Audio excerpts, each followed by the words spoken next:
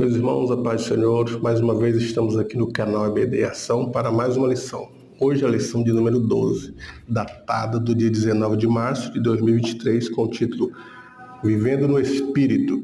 Texto áureo está em Gálatas 5:22. Mas o fruto do Espírito é amor, gozo, paz, longanimidade, benignidade, bondade, fé, mansidão e temperança. A verdade prática. O avivamento espiritual traz uma realidade de vida no Espírito.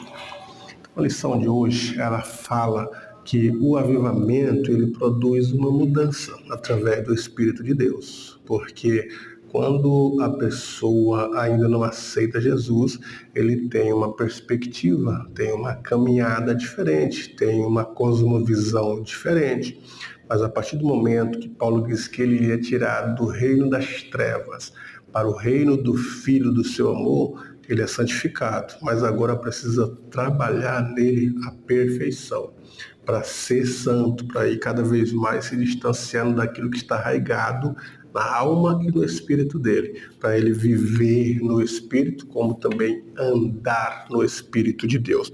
Se não, vejamos, no primeiro tópico da lição, a vida no Espírito e andando no Espírito. Então, na Bíblia, o verbo andar tem um sentido de dificuldade de viver, de ter experiência, de experimentar, de praticar, de conduzir uma vida espiritual. Por isso que Paulo diz assim: digo, porém, andai em espírito e não cumprireis as obras da carne. Ele fala andar em espírito, é experimentar a transformação do Espírito, experimentar as obras do Espírito, aquilo que o Espírito vai colocar na alma e no espírito do homem. E ele então tem que pensar daquela forma, tem que olhar as coisas a partir deste ângulo, sentir isso e praticar isso nos seus atos. Então, o andar em espírito, ele tem esse significado espiritual muito profundo, que é ter uma vida cristã subordinada à direção do Espírito Santo, pautada nos ditames da palavra. É ter uma vida espiritualmente avivada. O que é ter uma vida espiritualmente avivada? É só no momento da êxtase espiritual, do glória, do fervor? Não. Ali são consequências de uma vida pautada pela obediência, pelo domínio próprio, falar palavras corretas, palavras boas, não palavras torpes. Pensar, não pensamento mundano, pensamento de malícia, mas pensar coisas boas, fazer julgamentos adequados e então receber e transformar a mente, transformar a maneira de pensar sobre o mundo, seja o mundo político, o mundo econômico, o mundo social, o mundo vindouro, pensar sobre as pessoas de uma maneira diferente. Agir, fazer não óbvio, mas fazer mais do que o óbvio, fazer aquilo que a Bíblia recomenda. E parece-me que não é fácil. É fácil falar, é fácil ensinar, mas a prática, ela é difícil. Quando a Bíblia diz assim: orai pelos seus inimigos, amai os seus inimigos, bendizei os que vos perseguem, os que vos maldizem. O indivíduo está falando mal de mim, o indivíduo está nos perseguindo, nos caluniando. O contrário é dar um troco, processar ou provar que ele está mentindo. Mas a Bíblia diz não, devemos amá-lo e falar bem dele. Enquanto ele fala mal, eu falo bem. Enquanto ele me odeia, eu o amo. Enquanto ele me persegue, eu deixo o caminho aberto para ele passar. Então, é uma atitude de andar no Espírito de Deus. O segundo ponto desse primeiro tópico: por que andar em Espírito? O crente em Jesus deve andar de acordo com o Espírito Santo para não cumprir os desejos da carne. Porque se ele não anda em Espírito, ele vai cumprir os desejos da carne. E a lei do pecado, ela está arraigada na alma do homem, no espírito do homem.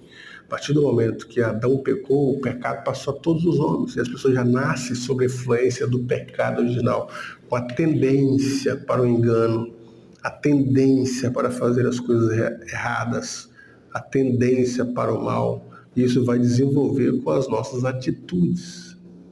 E nós precisamos, então, dominar isso.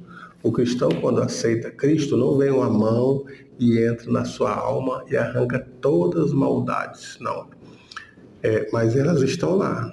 E para andar em Espírito, você tem que massacrar todos os desejos da carne. Então, andar em Espírito é não praticar as obras da carne, porque andar em Espírito é o contrário disso. Então, a lição é dizendo, portanto, agora nenhuma condenação há para os que estão em Cristo Jesus, que não andam segundo a carne, mas segundo o Espírito. Então, para não ter condenação, eles têm que andar segundo o Espírito, não segundo a carne. Porque a lei do Espírito de vida em Cristo Jesus me livrou da lei do pecado e da morte. Por isso, andando no Espírito, o salvo tem vitória. O império do pecado e da morte, ele vai suplantar isso aí. Então, isso é andar em Espírito. Como andar em Espírito? É a pergunta do terceiro ponto do primeiro tópico. Não é fácil andar em Espírito. Infelizmente, a inclinação da carne, da natureza, ela é herdada dos nossos primeiros pais, inerente a todo ser humano, faz com que busquemos as coisas que não agradam a Deus.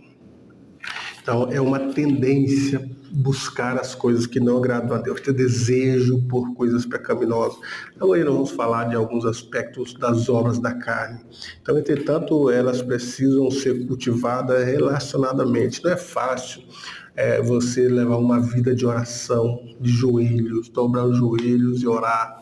Não é uma vida fácil.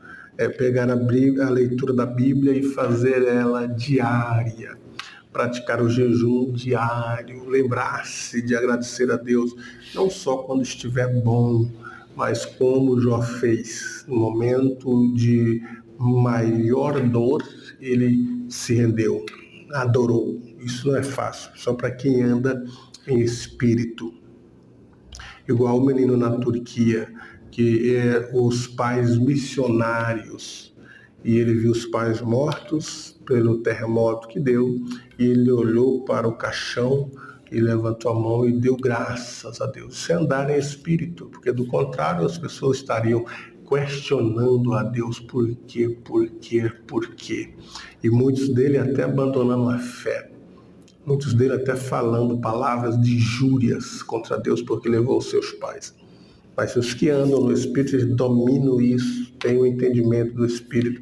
O Espírito, ele é plausível na sua vida para o conduzi-lo com uma vida de piedade, de temor, de mansidão, subjeição à palavra e à soberania de Deus.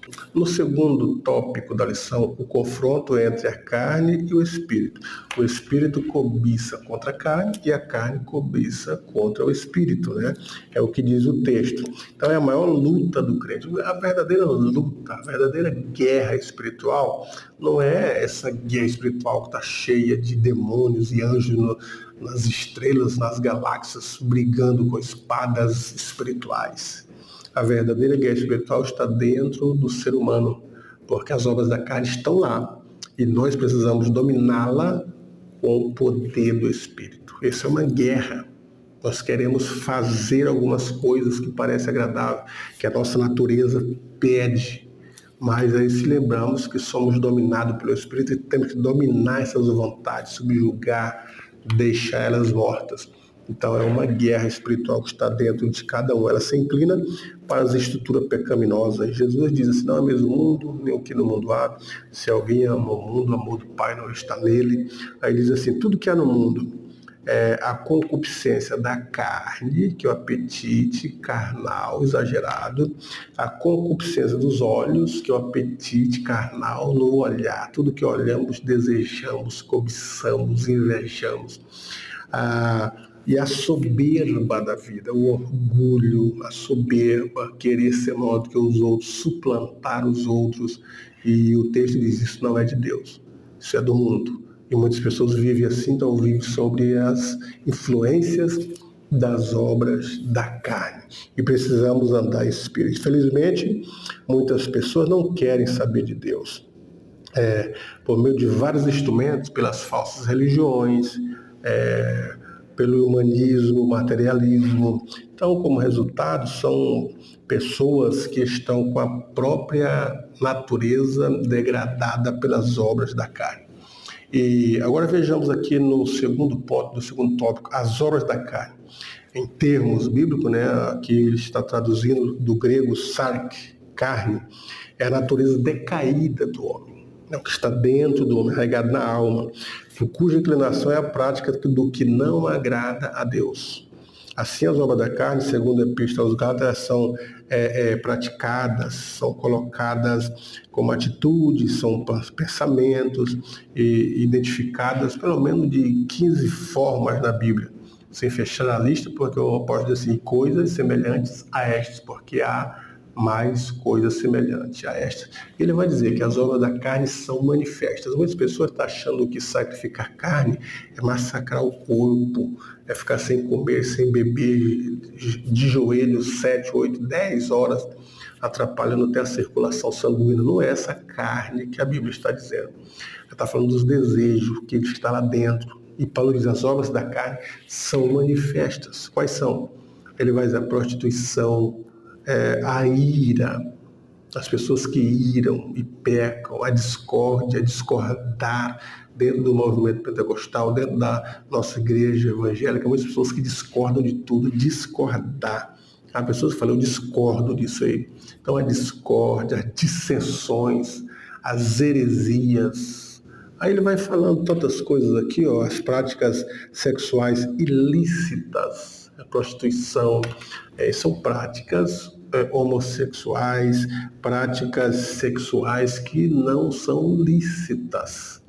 Paulo fala da inflamação de homem com homem, da inflamação de mulher com mulher, deixando o uso natural do corpo de varão com mulher, que é o que a Bíblia diz. Ela agrega em Gênesis isso, Deus fez o macho e fêmea, e eles casaram-se, um macho e uma fêmea, um homem e uma mulher. Então ali está expressos essas coisas. Passou disso obras da carne, práticas religiosas, as práticas religiosas, idolatria, prática religiosa, o fervor religioso, as aberrações religiosas são obras da carne. O mau relacionamento humano, pessoas que mal se relacionam com o esposo, com os filhos, com famílias, familiares, com vizinhos, com os irmãos na igreja. Há pessoas que têm um mau relacionamento dentro da própria igreja, não conseguem cumprimentar o irmão, conviver com o irmão, trabalhar com o irmão. Isso é obra da carne. E as pessoas que praticam as obras da carne, o texto lá diz, não herdarão. As práticas das obras da carne, principalmente o mau relacionamento, os vícios e maus hábitos também fazem parte das obras da carne. O apóstolo Paulo encerra essa parte da carta dizendo que os que cometem tais coisas não herdarão o reino de Deus. Quem comete a prática das obras da carne não herdarão o reino de Deus. Paulo quem disse.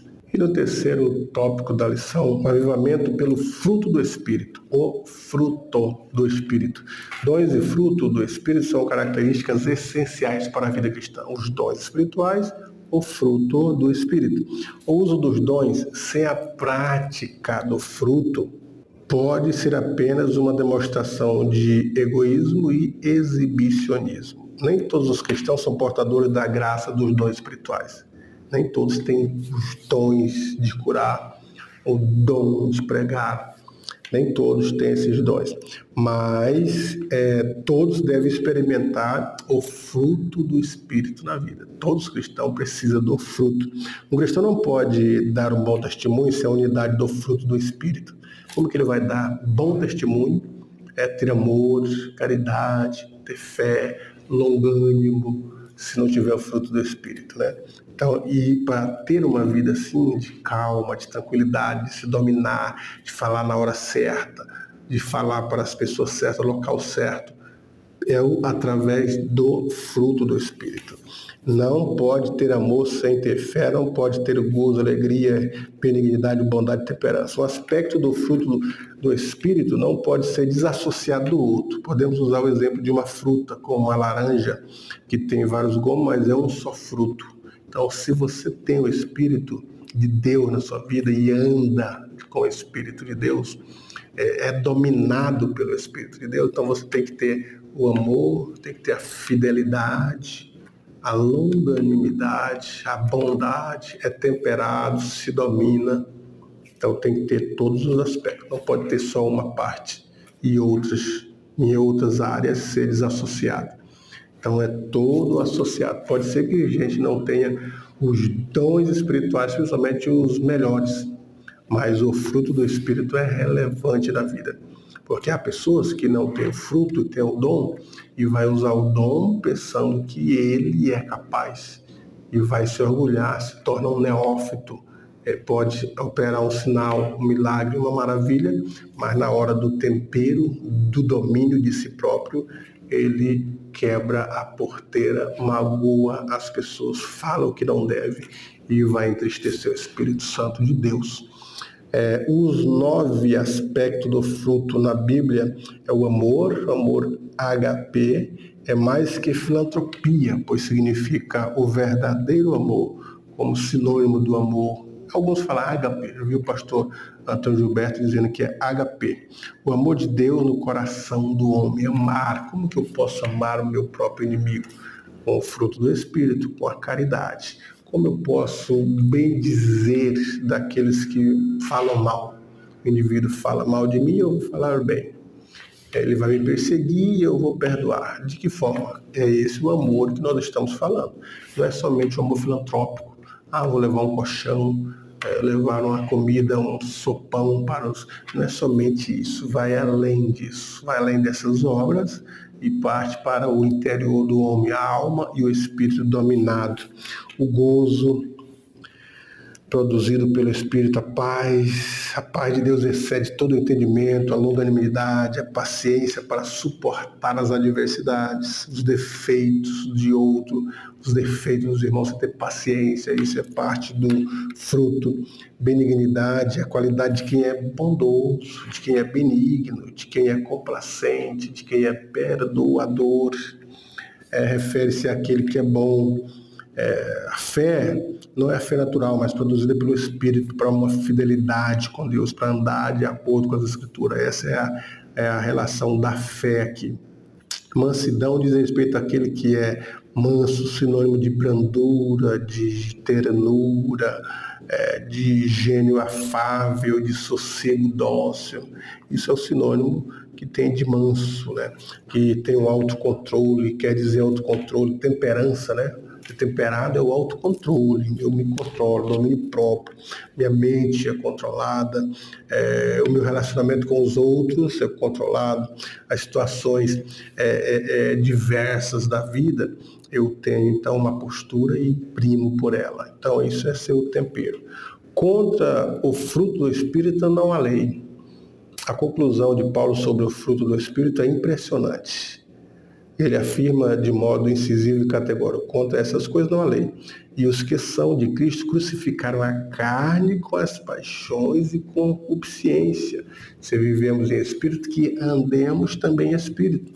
Então é isso que ele está dizendo, que os que vivem em Cristo crucificaram a carne, essas atitudes da prostituição, da ira, da discórdia, das dissensões, das heresias, glutonaria, bebedice, a avareza, elas devem ser crucificadas, devem ser mortas, não se levantam mais na alma do homem. É isso que Paulo está dizendo. Então, os que são de Cristo crucificaram. Se não crucificou, meu irmão, e você é de Cristo, tem que começar a matança nas obras da carne dentro da sua alma. Deus nos ajuda a cultivar o fruto do Espírito, que é um cultivo.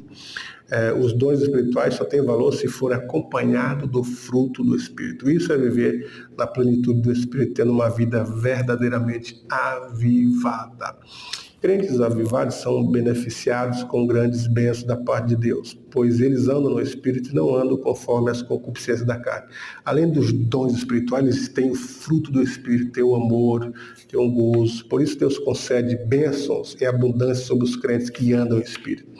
Então, Paulo está dizendo que as bênçãos celestiais acompanham as pessoas que têm uma vida pautada pelo Espírito, que segue o Espírito de Deus na sua vida. todos aqueles que cultivam o andar no Espírito, que valorizam, que se dominam, e a sua alma é, como diz assim, uma alma boa, uma alma que tem qualidades de práticas boas, que se importa com o outro, que estende a mão com o outro, que não se ofende com o outro que está crescendo, mas ele tem uma qualidade de vida espiritual, que estou dizendo, diferente, tem fé, é bondoso, sabe repartir, não consegue ter as coisas para si próprio, não é usurento, não é avarento, tem mão aberta, contribui com a obra, se preocupa com os demais e reparte com os outros, acredita na providência. Uma pessoa que sempre está pronto a ter pelo menos uma palavra de consolo, uma palavra de advertência, que ora pelos inimigos, aqueles que o ofendem, ele está perdoando, aqueles que o odeiam, ele está amando, aqueles que discordam dele, ele está procurando a comunhão. Esse é o cristão que é dominado pelo Espírito. Ou nós somos dominados pelo Espírito, ou praticamos as obras da carne. Aqueles que não é dominado por essas coisas boas, a carne está dominando a vida dele. Aquele que não consegue ter um relacionamento com seu próprio irmão da igreja, a carne está dominando a sua vida. Então a carne está viva, está dentro da alma, está trazendo sentimentos ruins, palavras, conversas ruins do outro. Então, dessa forma, ele não anda em espírito. Ele precisa mortificar as obras da carne, porque o texto diz assim: os que são de Cristo crucificaram a carne com as suas paixões e concupiscência. Então, se não é de Cristo, precisa ser. E para ser de Cristo, tem que crucificar a carne, as paixões e ter uma prática de vida diferente da que você leva. Portanto, professor, nesta lição, vamos motivar os alunos a cultivar o fruto do Espírito, a ser pessoas boas, a ser pessoas fiéis, de fidelidade, de fé, que é um dos ramos do fruto do Espírito, a buscar o Espírito de Deus na vida para tornarmos-nos pessoas melhores. Que você possa ter uma boa aula nesse dia, que Deus em Cristo abençoe a sua aula e a sua vida, como também a vida de seus alunos. Deus em Cristo vos abençoe.